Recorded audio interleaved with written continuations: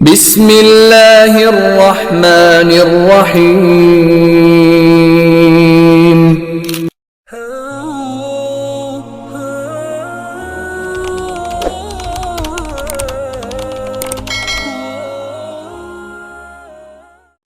السلام عليكم ورحمة الله وبركاته.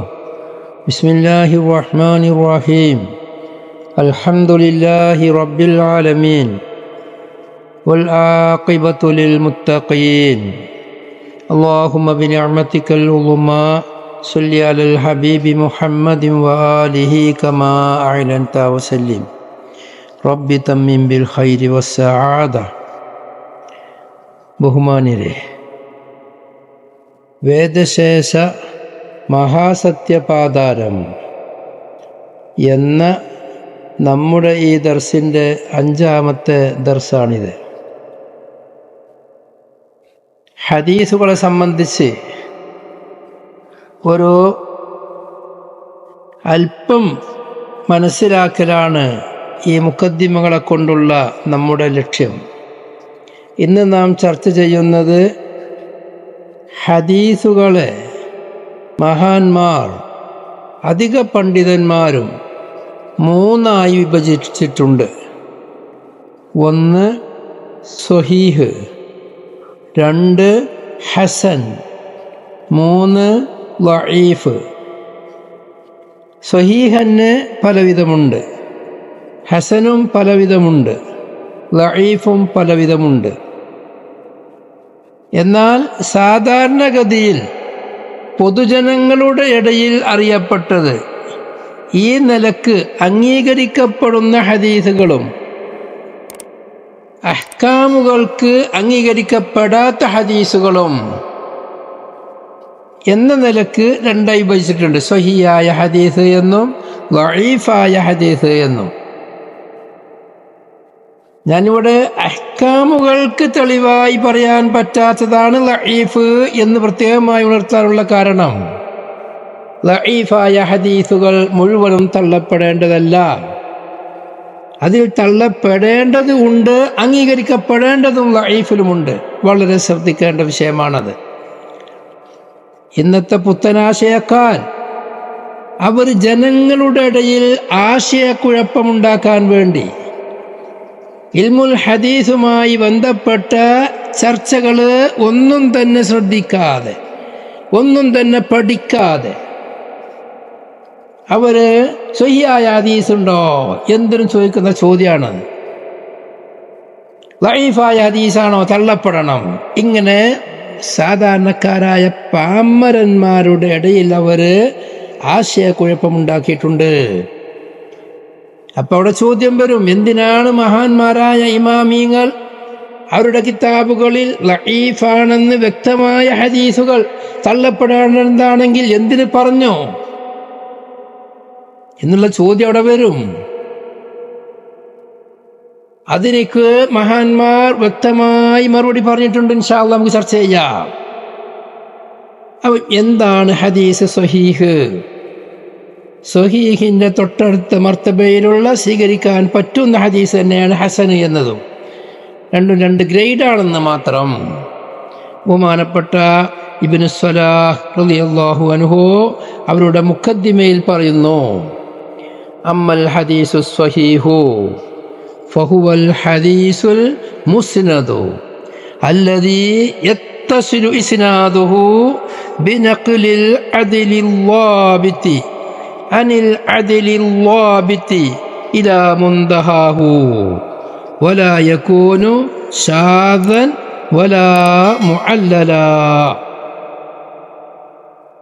സ്വഹീഹായ ഹദീസ് എന്ന് പറഞ്ഞാൽ അത് മുസ്നദായ, സനദ് പറയപ്പെട്ടതായ ഹദീസാണത്. അല്ലദീ, എങ്ങനെയുള്ള മുസ്നദായ ഹദീസാണ്? യത്തസിലു ഇസ്നാദുഹു, അതിൻ്റെ ഇസ്നാദ് ചേർന്ന് വരും. ബിനഖ്ലിൽ അദ്ലി, ആദിലായ റാവിമാർ നക്കൽ ചെയ്യൽ കൊണ്ട്. എങ്ങനെയുള്ള ആദിലായ റാവിയാണ്? അല്ലാബിതി, വളരെ കൃത്യനിഷ്ഠതയുള്ളവരായ, മഹാന്മാരെ വക്കൽ നിന്ന് കേട്ടതായ കാര്യങ്ങൾ അത് ഉദ്ധരിക്കുന്നതിൽ കൃത്യതയുള്ളവർ അവരുദ്ധരിക്കണം. ആരെ തൊട്ടുദ്ധരിക്കണം? അനിൽ അദിലിൽ വാബിത്തി, കൃത്യതയുള്ളതായ നീതിമാനായ ആദിലായ റാവിയെ തൊട്ട്. അത് ഏതുവരേക്കും അങ്ങനെ ആവണം? ഇലാ മുന്തഹാഹു, ആ ഹദീസിന്റെ മുന്തഹ വരേക്കും, അത് തീരുന്നത് വരേക്കും. റസൂലുള്ളാഹിന്റെ ഹദീസാണെങ്കിൽ റസൂലുള്ളാഹി സ്വല്ലല്ലാഹു അലൈഹി വസല്ലം തങ്ങൾ വരേക്കും.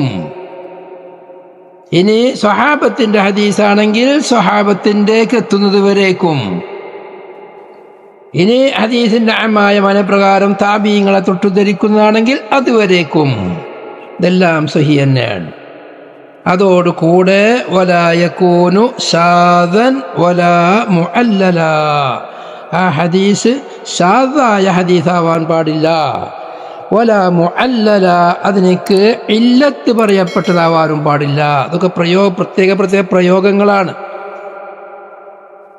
ഞാൻ ചുരുക്കി പറയാണ്, അദില് എന്ന് പറഞ്ഞാൽ റാവി ഈ നിബന്ധനകൾ, 4 നിബന്ധന ഹദീസിന്റെ റാവിയുടെ തുടക്കം മുതൽ ഹദീസ് എത്തിപ്പെടുന്ന അതിൻ്റെ മത്തിന് വരേക്കും ഹദീസിനെ ഉദ്ധരിക്കുന്ന ആളുകൾ മുഴുവനും ആദിലിങ്ങളാവണം.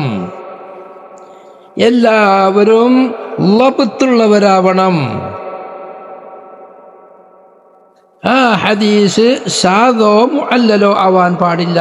ഈ 4 നിബന്ധനയാണ് എല്ലാ മഹാന്മാരും പറഞ്ഞിട്ടുള്ളത്. സ്വഹീഹായ ഹദീസ് എനിക്ക് ഈ 4 നിബന്ധന ഒക്കണം. അപ്പോഴാണ് ഒരു ഹദീസിനിക്ക് സ്വഹീഹ് എന്ന് പറയുക. അദില് എന്ന് പറഞ്ഞാൽ അതിൻ്റെ ഏറ്റവും ചെറിയ മർത്തബ, അദാലത്ത് ഏറ്റവും വ്യത്യാസമുണ്ടാകുന്ന ഒരു സ്വഭാവമാണ്. അതിൽ ഏറ്റവും അത്യാവശ്യമായ ഒരാൾ ആദിലാവലിക്ക് ഏറ്റവും കുറഞ്ഞത് വേണ്ടത് അദ്ദേഹത്തിൻ്റെ ജീവിതത്തിൽ അദ്ദേഹം വൻദോഷം ചെയ്യുന്നവനാവരുത്. അതുപോലെ ചെറുദോഷങ്ങളുടെ മേലിൽ ദായിമാവുന്നവനാവരുത്. അതുപോലെ ആള് മുറുവത്തുള്ളവനും കൂടി ആയിരിക്കണം. അവന്റെ വ്യക്തിത്വം സൂക്ഷിക്കുന്നവനായിരിക്കണം. എല്ലാ ഹലാലും അവനിക്ക് ചെയ്യാൻ പറ്റൂല. ഹലാല് തന്നെ മുഴുവനും ചെയ്യാൻ പറ്റൂല. ഇമാമിങ്ങൾ പറയുന്നുണ്ട്, റവാത്തിബ് നിസ്കരിക്കാത്തവൻ മുറുവത്തുള്ളവനല്ല. ആലിമിന്റെ വേഷമല്ലാത്ത വേഷം കെട്ടി അങ്ങാടിയിൽ കൂടെ നടന്നാൽ അവൻ മുറുവത്തില്ല. ഹദീസ് റിപ്പോർട്ട് ചെയ്യാൻ പറ്റൂല, സാക്ഷിക്കുവാൻ പറ്റൂല. ഓരോരുത്തരും അവരവർ നിൽക്കേണ്ടോർത്ത് നിൽക്കണം. അവരവരുടെ പെരുമാറ്റ രീതി, ആ നാട്ടിലെ ഇവൻ പണ്ഡിതനാണെങ്കിൽ പണ്ഡിതന്മാരുടെ ശൈലിയിലായിരിക്കണം അവൻ നിൽക്കേണ്ടത്.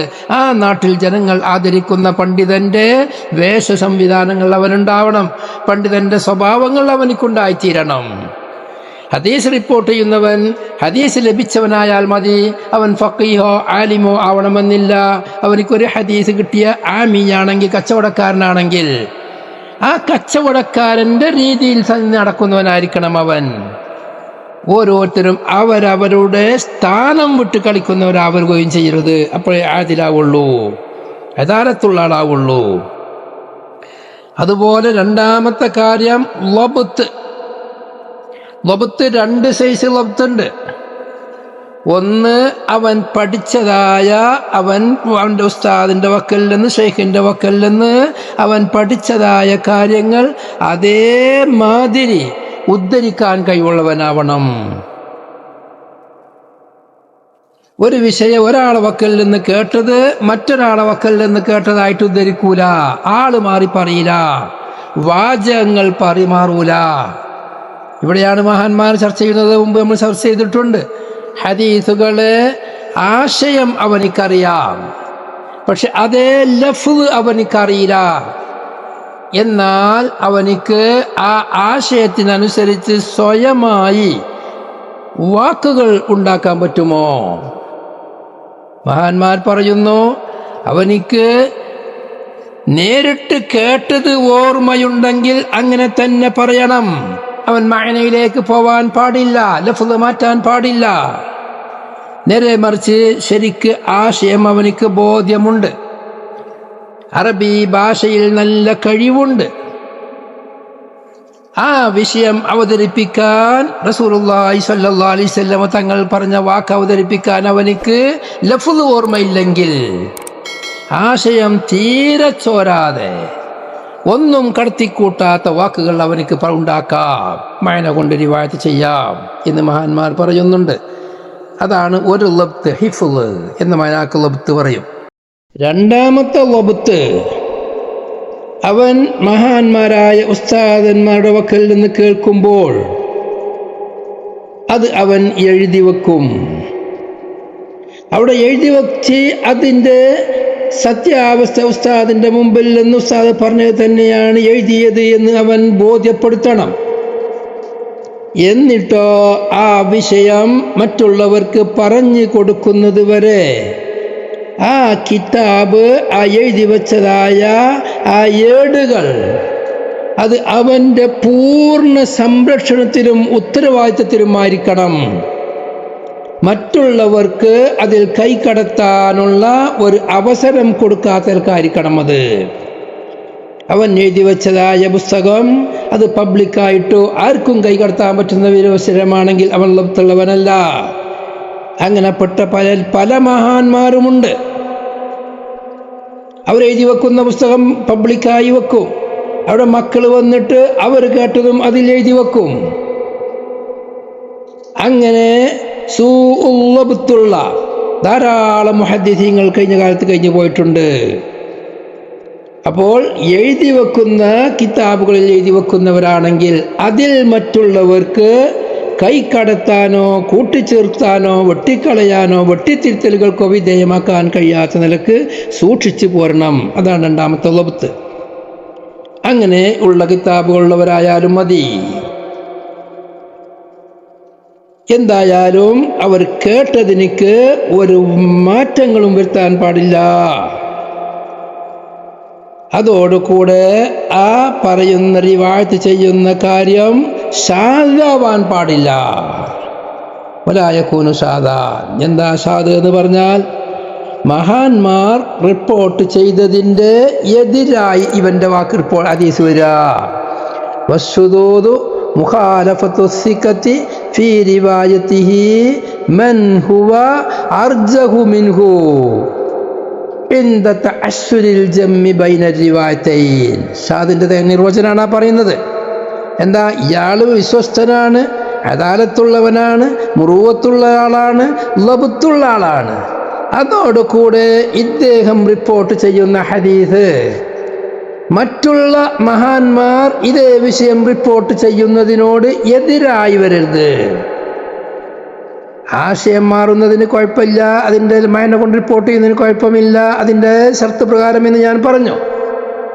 പക്ഷേ ആ വാക്കുകൾ ഇതിൻ്റെ ഇടയിൽ ഒരു നിലക്കും മറ്റേ ഹദീസും സിഖത്തുകൾ റിപ്പോർട്ട് ചെയ്ത ഹദീസും ഇയാൾ റിപ്പോർട്ട് ചെയ്ത ഹദീസും തമ്മിൽ ജമ്മ് ചെയ്യാൻ, രണ്ടും കൂടി കൂട്ടി യോജിപ്പിച്ച് കൊണ്ടുപോകാൻ കഴിയാത്ത അവസ്ഥയുള്ള ഹദീസാണെങ്കിൽ ഇദ്ദേഹത്തിൻ്റെ ഹദീസ് സാധാണ്. ഇയാൾ ആള് മഹാനാണ്, പക്ഷെ മറ്റുള്ള റിവായത്ത് കൊള്ള നോക്കുമ്പോൾ ഇദ്ദേഹത്തിൻ്റെ റിവായത്ത് അതുമായി യോജിച്ചു പോകുന്നില്ലെങ്കിൽ ഈ ഹദീസ് സാധായി. അതുകൊണ്ട് തന്നെ അത് സ്വഹിയാവൂല. വലാ മുഅല്ലല, ഇല്ലത്ത് പറയപ്പെട്ടതും ആവരുത്. ഹദീസിൻ്റെ വിഷയത്തിൽ ഏറ്റവും പ്രയാസമുള്ള ഒരു സംഭവമാണ് ഇല്ലത്ത് എന്ന് പറയുന്നത്. ഹദീസിൻ്റെ ഇഅ്ലാല്, ഇല്ലത്ത്, പ്രശ്നം കണ്ടുപിടിക്കുക. മഹാന്മാരായ പണ്ഡിതന്മാർ സ്വഹീഹാണെന്ന് ലോകം സമ്മതിച്ച ഇജ്മാ ഉള്ള രണ്ട് കിതാബാണ് ബഹുമാനപ്പെട്ട ഇമാം ബുഖാരിയുടെ സ്വഹീഹും മുസ്ലിമിൻ്റെ സ്വഹീഹ് മുസ്ലിമും. അതിൽ പോലും മുസ്ലിമിനക്ക് പോലും ഇല്ലത്ത് സംഭവിച്ചു പോയിട്ടുണ്ട് എന്ന് പറയുന്നവരുണ്ട്. ബുഖാരിക്ക് പോലും ചില ഹദീസുകളിൽ കയ്യിലെണ്ണാൻ പറ്റുന്ന ഹദീസുകളിൽ ഇല്ലത്ത് വന്നു പോയിട്ടുണ്ട് എന്ന് പറഞ്ഞവരുണ്ട്. പറഞ്ഞതെല്ലാം ശരിയായിക്കൊള്ളണമെന്നില്ല.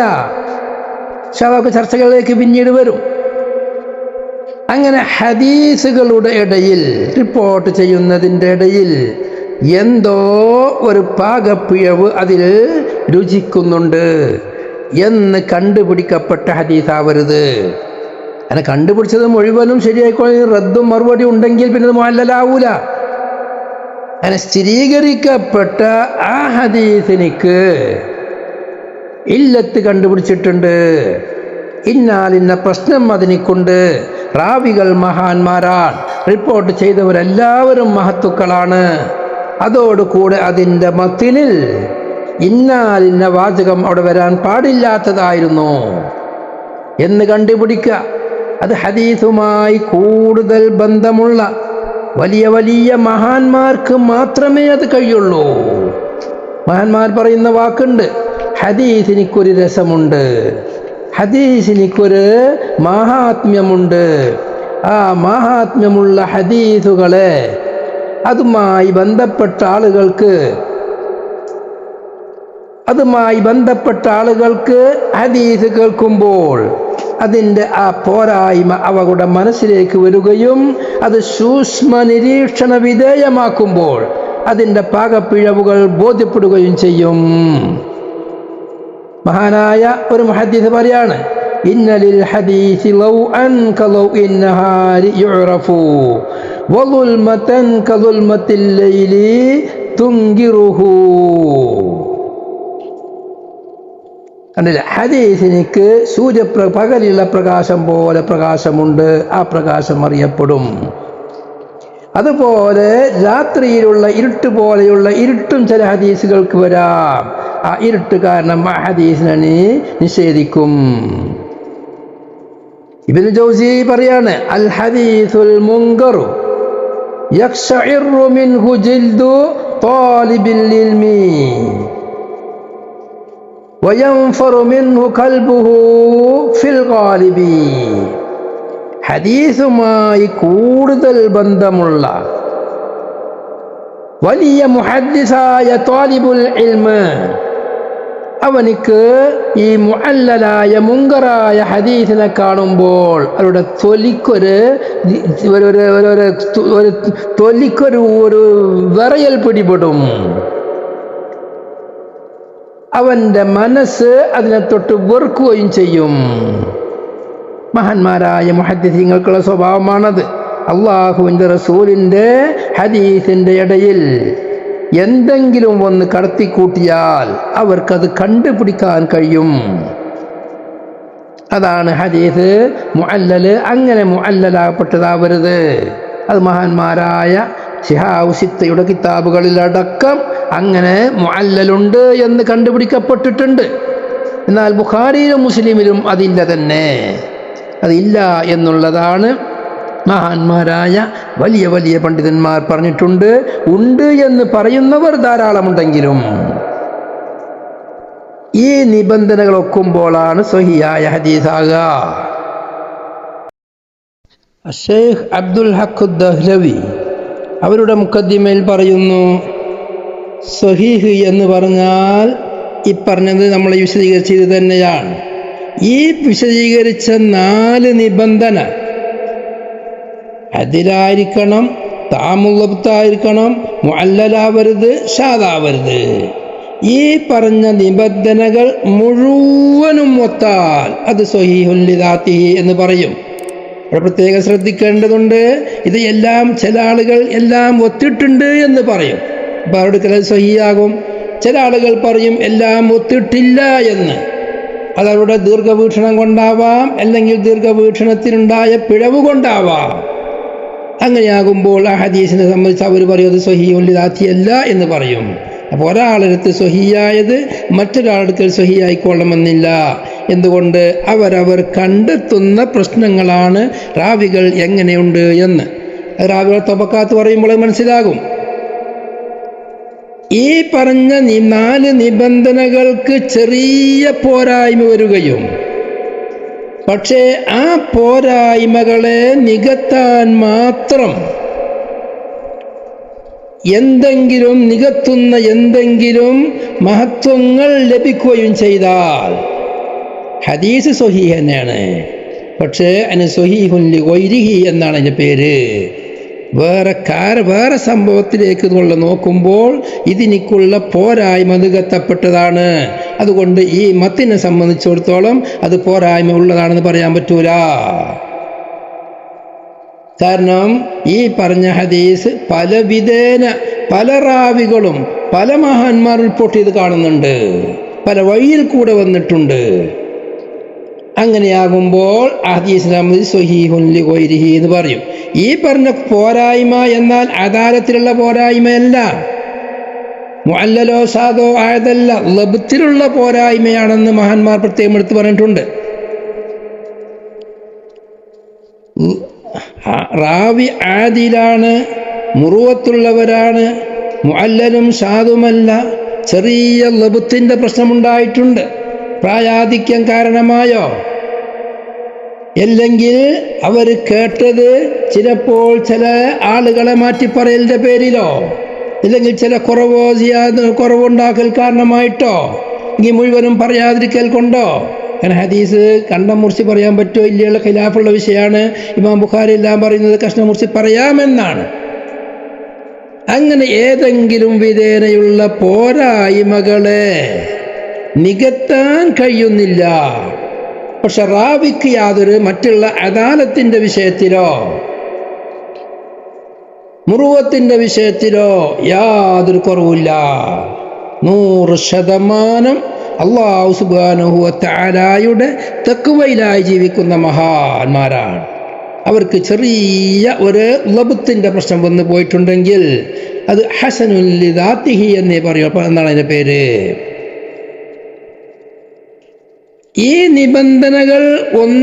നിബന്ധനകളിൽ കാര്യമായി ഏതെങ്കിലും ഒന്നു വെക്കാതെന്നാൽ ലബ്ത്തിനിക്ക് പ്രശ്നമുണ്ട്, അദാലത്തിനിക്ക് ചെറിയ പ്രശ്നമുണ്ട്, അല്ലെങ്കിൽ മുറുവത്തിനിക്ക് പ്രശ്നമുണ്ട്, അല്ലെങ്കിൽ മുഅല്ലലായി, അല്ലെങ്കിൽ ലബ്ത്ത്, അല്ലെങ്കിൽ ഷാദായി, ഇങ്ങനെയുള്ള വല്ലതും ഉണ്ടായിക്കഴിഞ്ഞാൽ ആ ഹദീസിനെ സംബന്ധിച്ചാണ് ലഈഫ് എന്ന് പറയാം.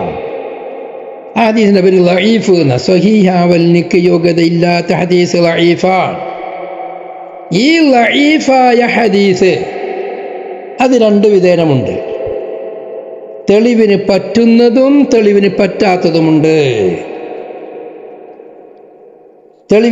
ലഈഫായ ഹദീസിൽ തെളിവിന് പറ്റുന്നതും തെളിവിന് പറ്റാത്തതുമുണ്ട്. എന്താ ഉദാഹരണം? ലഈഫിൽപ്പെട്ട ലഈഫായ ഹദീസാണ് മുർസലായ ഹദീസ്. മുമ്പ് വിശദീകരിച്ചിട്ടുണ്ട്. ആ മുർസലായ ഹദീസിന്റെ താബിഈ സ്വഹാബിനെ പറയാതെ ഖാല റസൂലുള്ളാഹി എന്ന് പറയുന്നതാണല്ലോ മുർസൽ. ഈ മുർസലായ ഹദീസിൽ താബിഈന്റെ ഉസ്താദ് സ്വഹാബിയുമാവാം, സ്വഹാബി അല്ലാത്തവരുമാവാം. അതുകൊണ്ട് ആ ഹദീസിനിക്ക് ഹുജ്ജത്തിന് പറ്റൂല, ലഈഫാണ് എന്ന് ഇമാം ഷാഫി തങ്ങൾ പറയുന്നു.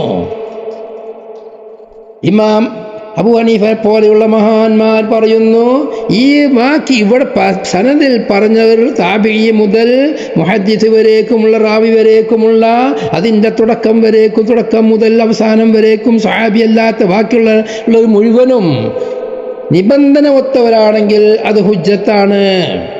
പക്ഷെ അത് ഹദീസ് ലഈഫാണ്.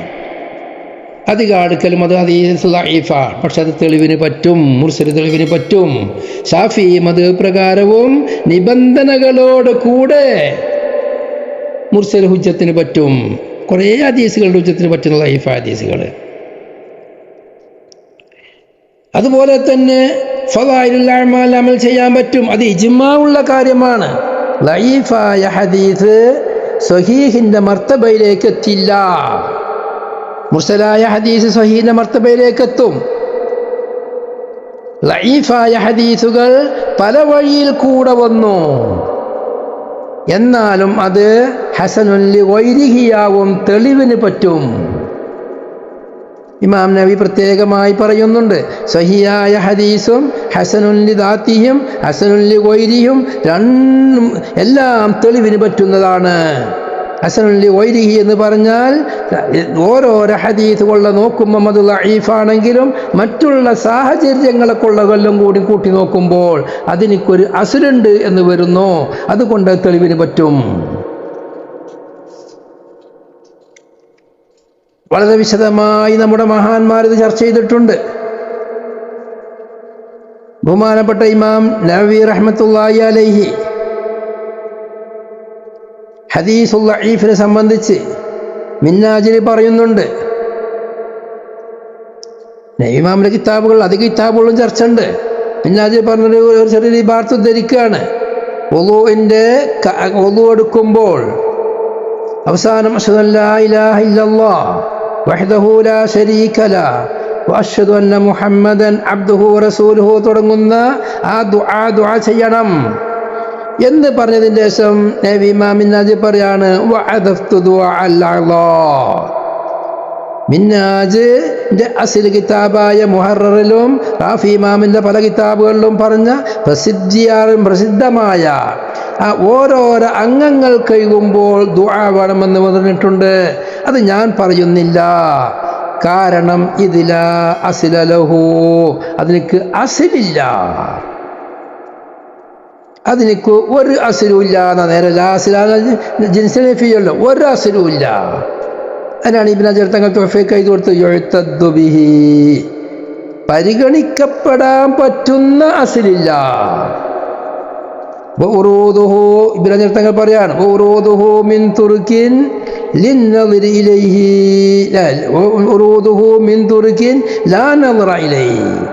പല റിവായത്തും വന്നിട്ടുണ്ട്, അതിലേക്കൊന്നും നോട്ടല്ല. ലിഅന്നഹാ കുല്ലഹാ ലാ തഖ്ലൂ മിൻ കദ്ദാബിൻ ഔ മുത്തഹമിൻ ബിൽ വളഇ കമാ ഖാലഹു ബഅദുൽ ലുഫാ. ഓരോരോ അംഗങ്ങൾ കഴുകുമ്പോൾ ഇന്ന ദിക്ർ ചെല്ലണം എന്ന് പറഞ്ഞത് ഒന്നിരിക്കൽ പെരുങ്കള്ളന്മാർ അതിലുണ്ട്, അല്ലെങ്കിൽ ഹദീസ് നിർമ്മിക്കുന്നവരാണെന്ന് ധരിക്കപ്പെടുന്ന ആളുകൾ അവരുടെ കൂട്ടത്തിലുണ്ട്.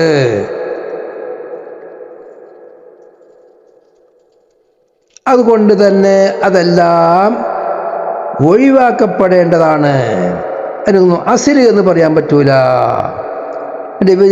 തങ്ങൾ പറയാ വമിൻ ശർത്തിൽ അമലി ബിൽ ഹദീസിൽ ളഈഫി, ളഈഫായ ഹദീസ് കൊണ്ട് അമൽ ചെയ്യലിനുള്ള ഷർത്തിൽപ്പെട്ടതാണ് കമാ ഖാലഹു സുബ്കിയോ വഗൈറുഹു അല്ലാ യസ്തദ്ദ ളഅഫുഹു, ളഅഫ് ശക്തിമത്തായി വരാതിരിക്കണം. അപ്പൊ നബി ഇമാം തങ്ങൾ പറഞ്ഞ് ഇതില അസ്ലലഹു എന്ന് പറഞ്ഞത് എല്ലാം ശക്തിമത്തായ ലഈഫായതുകൊണ്ട്, എല്ലാ ലഈഫും കൂടി കൂടുമ്പോൾ എനിക്കൊരു കൂവത്ത് വരണില്ല. അതുകൊണ്ട് മുസന്നിഫ് പറഞ്ഞത് ശരിയാണ്, ഇതില അസ്ലലഹു. ഇവിടെ പല ആളുകളും നബി ഇമാമിനെ വിമർശിച്ചിട്ടുണ്ട്, അതെല്ലാം തട്ടിപ്പോവുകയും ചെയ്തു. ഈ ഹദീസ് നബി ഇമാം പറഞ്ഞതിനെ അടിവരട്ടുകൊണ്ടാണ് ബഹുമാനപ്പെട്ട ഇമാം ഇബ്നു ഹജർ തങ്ങൾ തുഹഫയിൽ പറഞ്ഞത്. എന്താ ദുആ? ഒരു ഉദാഹരണം പറഞ്ഞത്, കൈ കഴുകുന്ന സമയം, മുൻകൈ കഴുകുമ്പോൾ അല്ലാഹുമ്മ ഹ്ഫദ് യദീ അൻ മആസീക കുല്ലിഹാ, നിന്റെ എല്ലാ ദോഷങ്ങളെ തൊട്ടും എൻ്റെ കയ്യെ കാക്കണേ അല്ലാ എന്ന് കയ്യവും ചെല്ലണം. വായിൽ വെള്ളം കൊൾപ്പൊളിക്കുമ്പോൾ അല്ലാഹുമ്മ ഇന്നി അലാ ദിക്രിക വശുക്രിക എന്ന് ചെല്ലണം. മൂക്കിൽ വെള്ളം കയറ്റി ചീറ്റുമ്പോൾ അല്ലാഹുമ്മ അരിഹിനി റായിഹത്തൽ ജന്ന. മുഖം കഴുകുമ്പോൾ അല്ലാഹുമ്മ ബയ്യിദ് വജ്ഹി യൗമ തബിയദ്ദു വജൂഹുൻ വതസ്വദ്ദു വജൂഹ് എന്ന് ചൊല്ലണം. വലത്തെ കൈ കഴുകുമ്പോൾ അല്ലാഹുമ്മ അഅ്തിനി കിതാബി ബിയമീനി വഹാസിബിനി ഹിസാബൻ യസീറാ. ഇടത്തെ കൈ കഴുകുമ്പോൾ അല്ലാഹുമ്മ ലാ തുഅ്തിനി കിതാബി ബിശിമാലി വലാ മിൻ വറാഇ ളഹ്രി.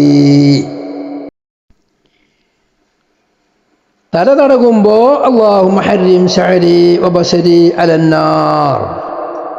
ചെവി തടകുമ്പോൾ അല്ലാഹുമ്മ ഇജ്അൽനി മിനല്ലദീന യസ്തമിഊനൽ ഖൗല ഫയത്തബിഊന അഹ്സന.